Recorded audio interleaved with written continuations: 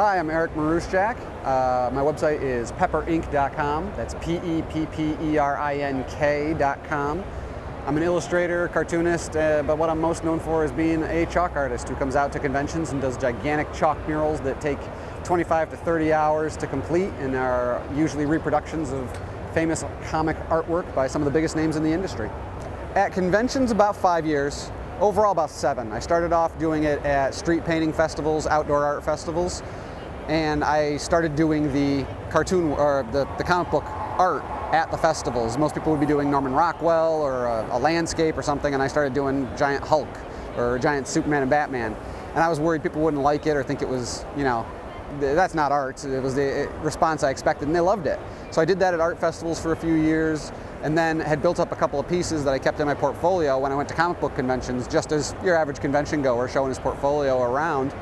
And the people who ran the shows saw my portfolio, saw the chalk, and said, that's really cool and unique. Maybe we could do that at a show. And after lots of calls and emails, started with Wizard World in the summer of 2006, I believe it was, for their 10th anniversary show in Chicago.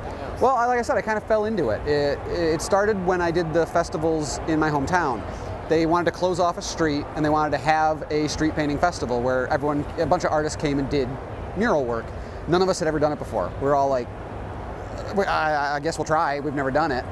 So after doing it, what I really liked was the whole public aspect of it. It's real different from sitting at home at your drawing table for a few weeks before anyone ever gets to see what you've done, versus being out on a street with the sun beating down on you and 100 people walking by looking while you draw.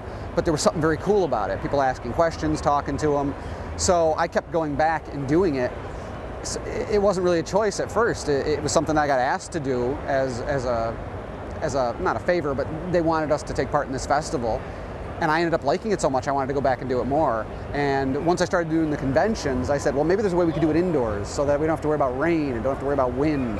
And sure enough, I did tests on different papers, found some paper that worked, and now I do them almost exclusively indoors.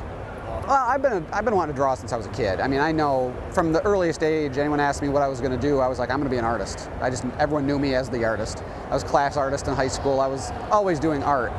But when I went to college, I stayed local in my hometown. I'm from upstate New York, and went to a state college there and did the whole run of drawing classes, painting classes, graphic design courses, all the way up to the studio, independent studies, and was even a teaching assistant in some painting classes and graphic design classes. So I trained, but none of it taught me this. None of it taught me mural work, and none of it taught me comic book stuff. I mean, comic books were just seen as kid stuff.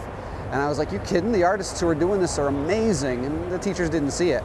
So all of this is kind of self-taught from that point on. I used the basis that I learned in school, figure study, painting, color, but then I bring it to the comic book art because that's my passion. They try and give me the artwork for a show about a month in advance.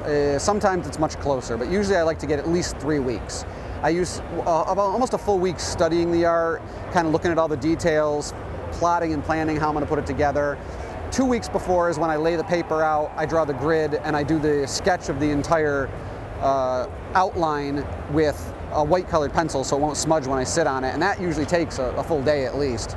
And then the last weekend is the show weekend. I show up, I get the piece put together on the ground, and I do all the coloring in person during the 24 or 30 hours it takes at the show.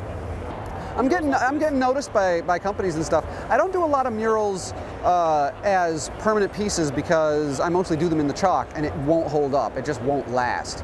But it has gotten me illustration work. It has gotten me noticed by some independent publishers. It's gotten me noticed on the manga side of things at anime conventions, with possibly doing some art for the manga publishers.